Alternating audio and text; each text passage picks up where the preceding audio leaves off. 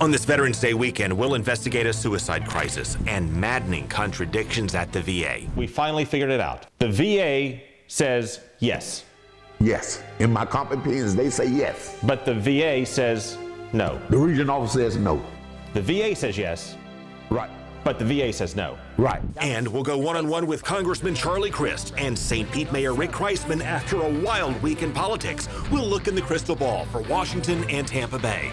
Plus, we have a growing scandal in the state's halls of power, complete with affairs, lies, secret surveillance, claims of abuse from women lawmakers, and a senator accused of groping staffers and lobbyists that he calls a witch hunt. What more can you say? No, I said everything I need to say. This is Money, Power, and Politics.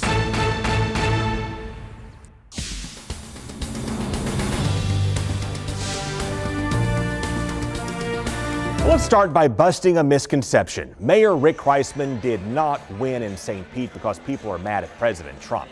He won because he's an incumbent progressive mayor in a progressive, prospering city. The city's sewage problems made him vulnerable for sure, but it was not enough to take him down. Former Mayor Rick Baker's team thought they had this one, but we called it before the election. What do you think is going to happen today?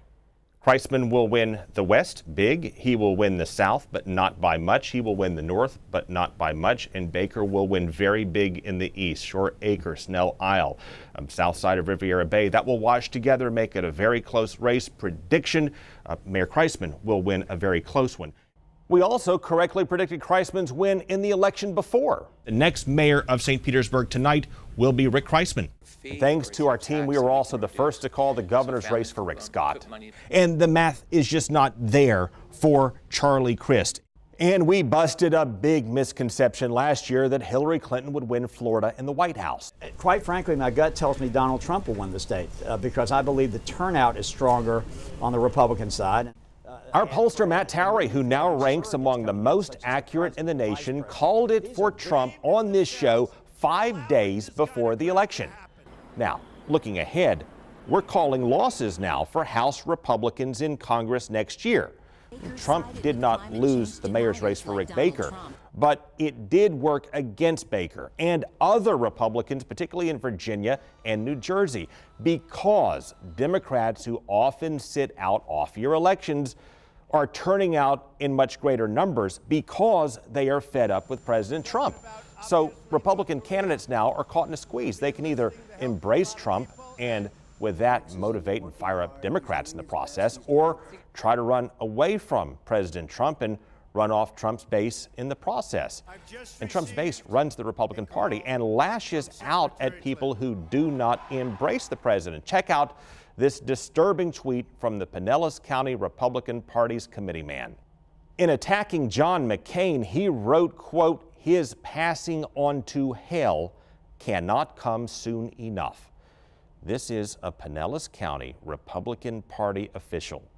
So with that, the tone, plus the data, plus the turnout models this week, and history at this point all favor the Democrats heading into next year.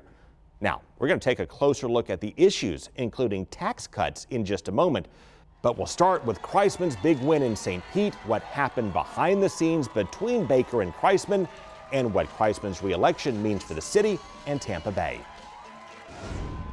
Well, Mayor Kriseman, congratulations. Thank you. Take me behind the scenes on election night. Did former Mayor Baker place a concession call, and if so, what did he say? No, he did not. He did not call. I have not heard from him at all.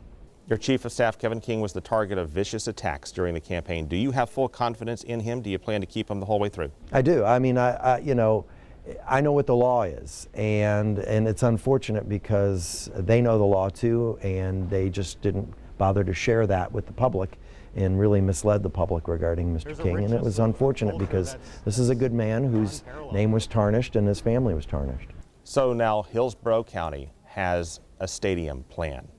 What will you say to Ray's leadership to convince them that St. Petersburg, in your view, is a better pick than that? Yeah, and we've presented our full plan, which isn't just the site, but it's the traffic, it's the population patterns, it's growth, it's the master plan for that site.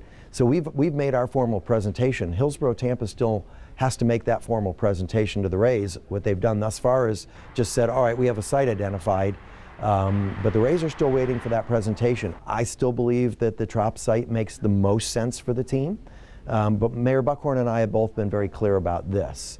One is we won't increase taxes to pay for a stadium, but two, no matter where the Rays decide to locate, in St. Pete or in Tampa, each one of us recognizes that as a region, we have to support the team. We have to come together to support the team so that they can be successful. I would love to see them stay in St. Pete, but if they decide for whatever reason Hillsborough makes the most sense, then I now have 86 acres to redevelop instead of 70. You're working on getting the sewage problems fixed. Give me the timetable. Will they be fixed by the time you leave office? Oh, the improvements already that have occurred are substantial. And now with Penny having passed, we're going to be dedicating over 10 years $90 million more into our sewer system, plus the sewer master plan and the stormwater master plan. So we are committed to putting our system in far better shape than it's ever been in. Mayor Kriseman, thank you for joining us. My pleasure. Thank you. Now in state politics, Senator Jack Latvala is dogged by accusations of sexual harassment. This has been going on now for weeks, and he's facing now a complaint in the Senate Rules Committee. And though he's presumed innocent and says he passed a polygraph exam, it's crushing his bid for governor, and it's adding to the circus in Tallahassee. When Jeff Clemens, the incoming Senate Minority Leader, got busted having an affair with a lobbyist, Senator Jack Latvala said he's not alone. There's been situations very similar to the Clemens situation that have happened in the House this term and last term. Then 6 women accused Latvala of sexually harassing them through groping and crude remarks. Then Congressman Matt Gaetz, who served with Latvala, called him a predator. Well, Latvala denied it all, called Politico, which broke the news story, a fake news entity, and added if his opponents want to fight, then a fight they will get. Could you at least talk to us about your statement? No, I said everything I need to say. Meanwhile, another state lawmaker, Kathleen Peters, defended Latvala, but then told Politico she was sexually assaulted by somebody else in the political process. And she said her assault was, quote, more offensive than groping. And then another state lawmaker, Representative Kristen Jacobs, said she has been subjected to inappropriate comments and unwanted touching in the halls of power, and said she didn't know what to do or who to talk to. No wonder the Senate president took heat for changing the rules on reporting sexual harassment this year so that victims could no longer report it to Human Resources.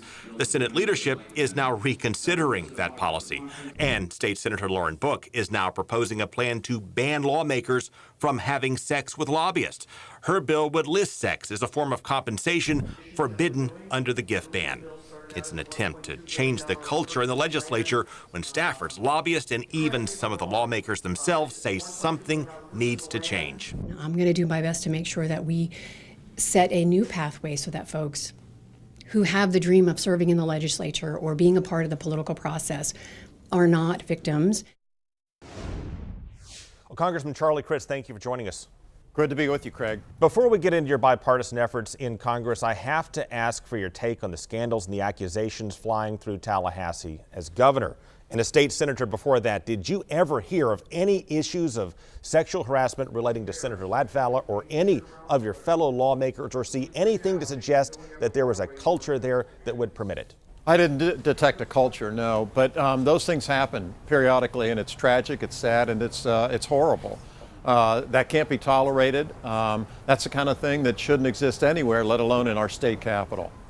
Congress has an approval rating of 13% in Washington. Who are those 13%, and what exactly do they like? I don't know. That's a tough question. I think what people like is people that are willing to work across the aisle to try to address real serious problems that face our country, to do what's right for the American people. I think that's what people like. I think that's what people admire, and frankly, I think that's what they deserve. And so you're a member of No Labels, the Problem Solvers Caucus, 47 Republican, Democratic, and Independent lawmakers in Washington. Tell me what you think you can accomplish in terms of specific tax cuts or changes to the tax code or health care laws that you think both sides could agree on this year. I think there's a lot of things that we can do. The first step, though, is working together. That's what Problem Solvers is all about. not paying attention to whether you're a Republican or a Democrat or an independent, paying attention to the fact that we're all Americans and we need to work together to get things done for the American people. You know, one of the things I think that would be the simplest to do and the least controversial to start on would be infrastructure. Who's against infrastructure and improving it and providing millions of new jobs to the American people and across our state? I mean, just look at Tampa Bay alone, Craig. Obviously, we have transportation issues. If we would tackle infrastructure as a starting point, it's less controversial than the health care debate was, certainly less controversial than taxes are going to be.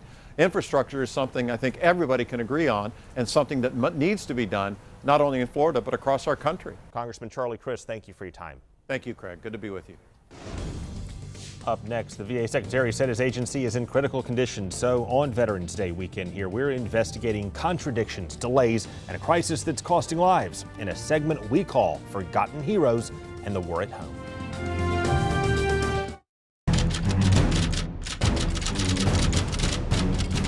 The VA says yes.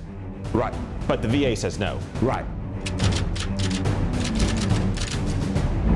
They knew all the way back then, they just chose to ignore. How could they if you yourself ignored it? Well, that's where somebody should have done their homework.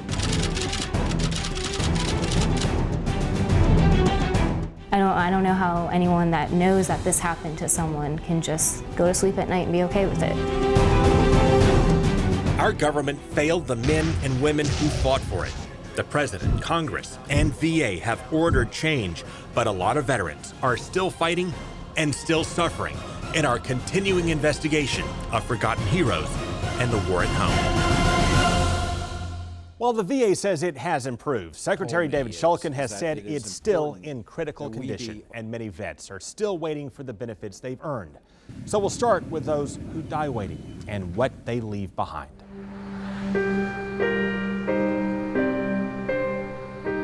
Sarasota National Cemetery is the final resting place for Charles Edward Williams. His journey on this earth ended as a loving husband and wounded veteran waiting for help that never came.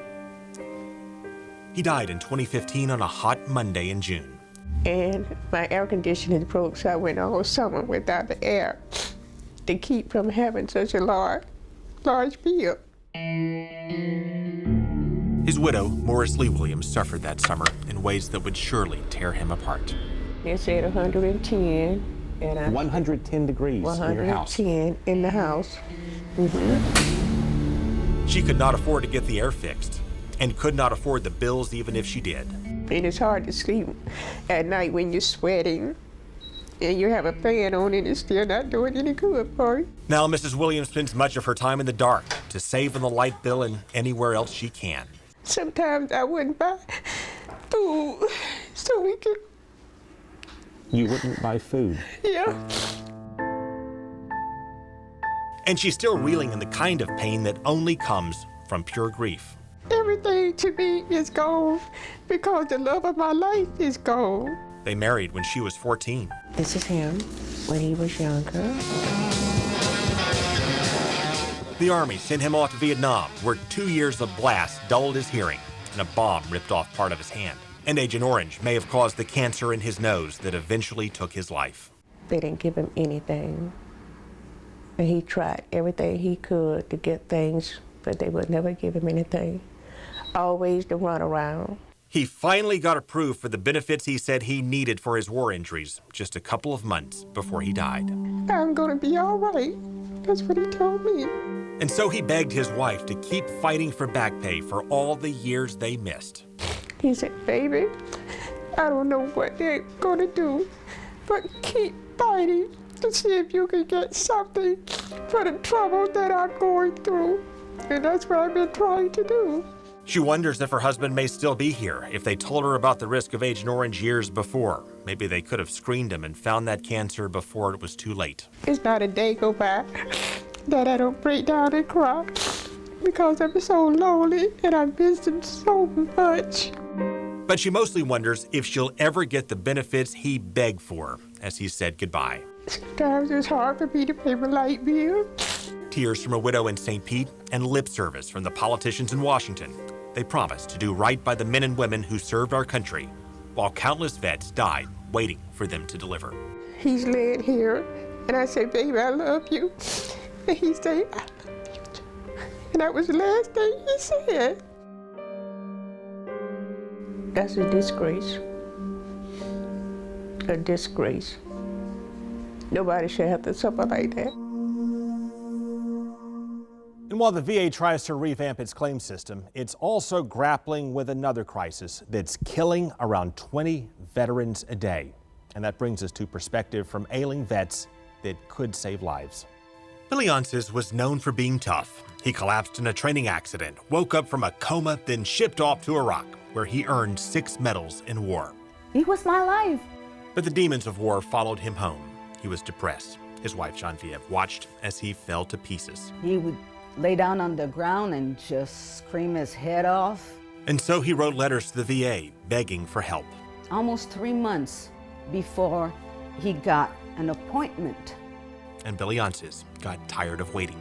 By the time I grabbed the phone, call 911, I'm getting by the front door and suddenly I hear bang. He blamed the VA for giving him lip service in his suicide note. I just fell to the ground. I just couldn't believe it.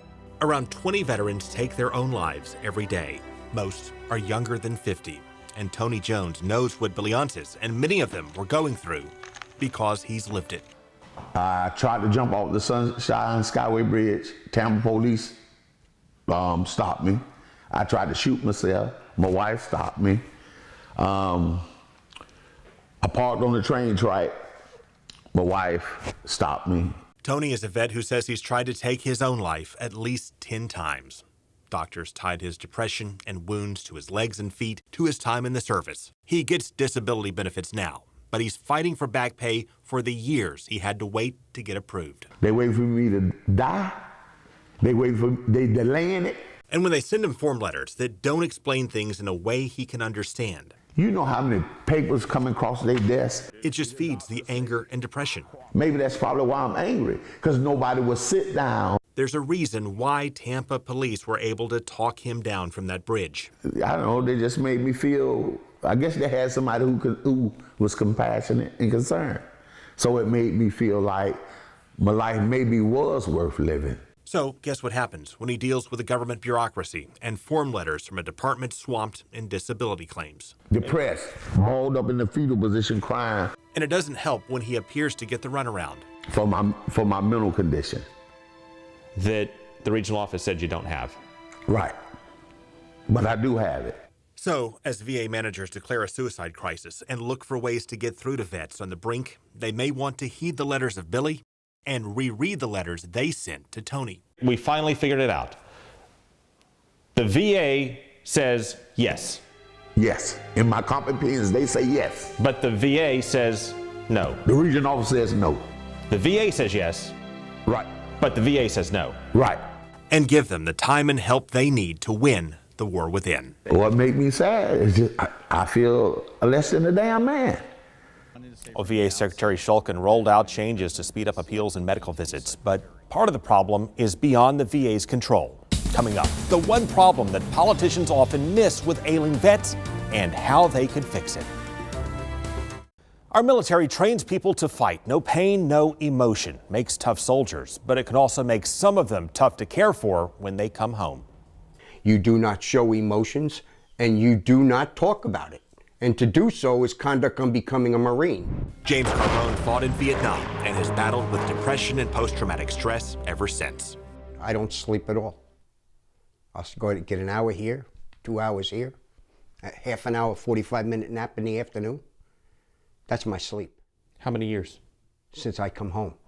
He also trained in Camp Lejeune, where industrial solvents known to cause cancer tainted the drinking water. Who knew? I mean, we took showers, we drank, wherever there was water needed, you just used the water. Then in 2011, he came down with cancer and says he never once sought help from the VA as part of his code. Absolutely. I did not receive a dime because I did not seek them. And that was because of my Marine Corps values. So you're telling me that you have medical problems that you're not getting help for through the VA because you're not telling the VA that you need help? Basically, yes. They knew all the way back then, they just chose to ignore. How could they if you yourself ignored it?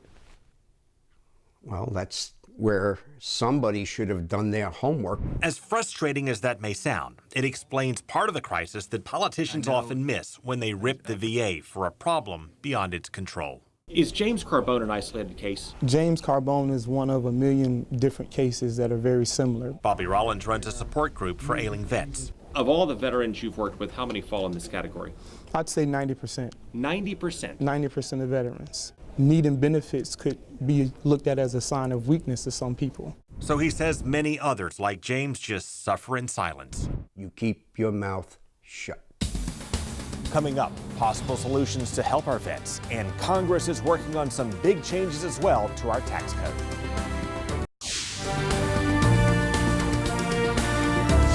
Activists and advocates for veterans say they need more counseling and outreach from the VA, as well as more training from the military as well to prepare them to become civilians. Meanwhile, Congress is considering more changes from veterans and for our tax code as well. We'll break it down next week, and on our YouTube channel, folks, we will see you next week.